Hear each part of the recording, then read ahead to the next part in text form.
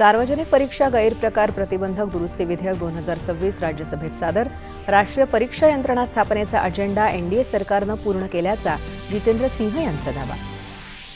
वंदे मातरमला जनगण मन या राष्ट्रगीताप्रमाणे वैधानिक संरक्षण देण्याची तरतूद असलेलं राष्ट्रीय गौरव अवमान प्रतिबंधक सुधारणा विधेयक 2026 लोकसभेत पारित.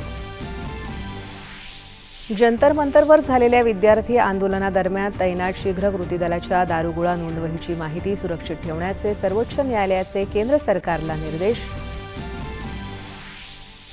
पेपरफुटी प्रकरणी कडक कारवाई करण्यासंदर्भातली पंतप्रधान नरेंद्र मोदी यांची सोशल मीडियावरील पोस्ट काही काळ हटवल्याबद्दल मेटा कंपनीनं व्यक्त केली दिलगिरी. अंमली पदार्थांविरोधात सामूहिक चळवळीचं मुख्यमंत्री देवेंद्र फडणवीस यांचं नशामुक्ती जनजागृती अभियानात आवाहन. पंतप्रधानांकडून अभियानासाठी मुख्यमंत्र्यांचं अभिनंदन.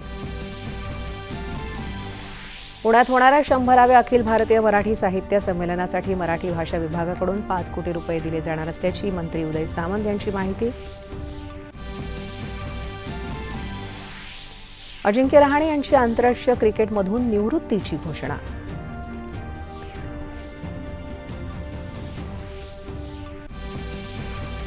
आणि गडचिरोलीत मुसळधार पाऊस. भामरागडमध्ये 700 नागरिकांना सुरक्षित स्थळी हलवलं.